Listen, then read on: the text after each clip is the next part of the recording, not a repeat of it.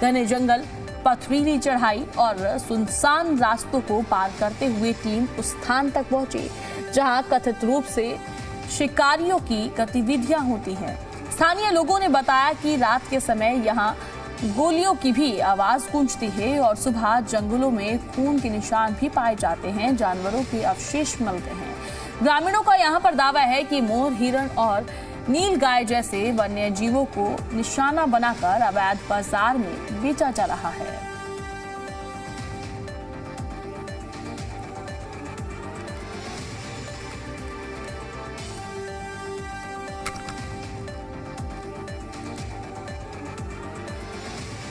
जब अरावली पर जी दिल्ली एनसीआर हरियाणा की टीम पहुंची तो वहां पर कई चीजें पाई गई और जब लोगों से बातचीत की गई, वहां पर जो आसपास लोग मौजूद हैं उनसे जाना गया तो उनकी तरफ से कहा गया कई बार यहां पर गोलीबारी की भी आवाज सुनाई देती है। अब आपको ये पूरा मामला जो है हम ग्राफिक्स के माध्यम से समझाएंगे। घने जंगल, पथरीली चढ़ाई, सुनसान रास्ते, खामोश शिकार का खुलासा, सुबह जंगल में खून के निशान भी मिलते हैं।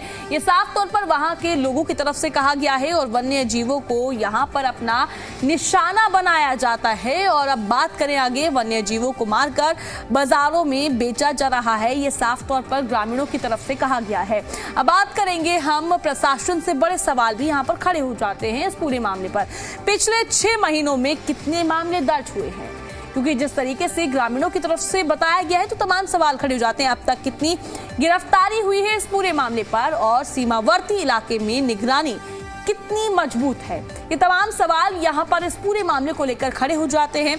ये हम पूरा मैटर जो है आपको ग्राफिक्स के माध्यम से समझा रहे हैं, क्योंकि जिस तरीके से ग्रामीणों की तरफ से बताया गया कई बार खून के निशान पाए जाते हैं और यहाँ पर गोलीबारी की भी आवाजें सुनाई देती है। अब सवाल प्रशासन पर भी खड़े होते हैं, किस तरीके से यहाँ पर कार्रवाई की जा रही है, किस तरीके से निगरानी रखी जा रही है और किस तरीके से इनका अगला स्टेप क्या होगा। जंगली जानवर का भाई ये है कि ये बहुत लंबी चौड़ी अरावली है और सरकार की वजह से और इसके रखवाले, इसके जो डिपार्टमेंट है उसकी वजह से ज्यादा हो रहा है। उनकी सख्ताई नहीं है, सब लोग अपने ऑफिसों में बैठे हैं, सरकारी तनख्वाह खा रहे हैं और अपना घर चला रहे हैं। उनको कोई मतलब नहीं है कि कोई हिरण मर गया, कोई गौ माता मर गई, कोई शेर मर गया, कोई T20। वो सिर्फ अपने फायदे के लिए तो आते हैं कि वे कौन सी लकड़ी सूख गई, कहाँ बेचनी है, या कौन से पेड़ कहाँ लगाए हुए थे उस रजिस्टर में नंबर है वहीं फिर लगा दो। वो अपना फायदा उठा के रिटायर होके चले जाते हैं। उनको कोई मतलब नहीं कोई पशु क्या कर रहा है, पक्षी क्या कर रहा है, कि कौन क्या कर रहा है, किसी को कोई पता नहीं। करीब 3500 फीट की ऊंचाई पर खड़ी है। इधर देखेंगे तो साफ तौर पर जो सीमाएं आपको दिखाई दे रही हैं, ये राजस्थान का एरिया है। बहरौर क्षेत्र को यहाँ से देखा जा सकता है और जो जगह, जो पहाड़ियां आपको दिखाई दे रही है, अरावली की पहाड़ियां हैं। फॉरेस्ट रिजर्व इसे कहा जाता है। और दूसरी तरफ अगर आप देखेंगे तो हरियाणा का इलाका है, नांगल चौधरी विधानसभा क्षेत्र जो है उसकी अरावली की पहाड़ियां, और ये पूरे का पूरा जो इलाका है ये फॉरेस्ट का इलाका है। यहाँ पर काफी सारे जो जंगली जानवर हैं वो जंगली जानवर यहाँ पर रहते हैं।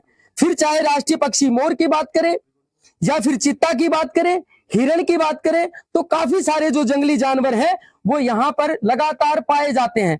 अभी भी इस पूरे के पूरे जंगल एरिया को अगर आप देखेंगे तो करीब सैकड़ों की संख्या में जो जंगली जानवर है वो यहाँ पर देखे जा सकते हैं। एक तरफ जो सरकार है वो इस बात का दावा करती है कि कहीं ना कहीं जो जंगली जानवर है उनका जो संरक्षण है वो सरकार की तरफ से किया जा रहा है, लेकिन महेंद्रगढ़ जिले की अगर मैं बात करूं, हरियाणा की अगर मैं बात करूं, तो कहीं ना कहीं ये सवाल कागजों में दिखाई देता है। लगातार पिछले 5 से 6 महीने में यहाँ पर जानवरों की जो शिकार है वो शिकार यहाँ पर किया जा रहा है। बार बार जिला प्रशासन को इस बारे में अवगत करवाया गया, लेकिन कोई भी ठोस कार्रवाई नहीं हो पाई। मैं हरविंदर यादव, जी मीडिया।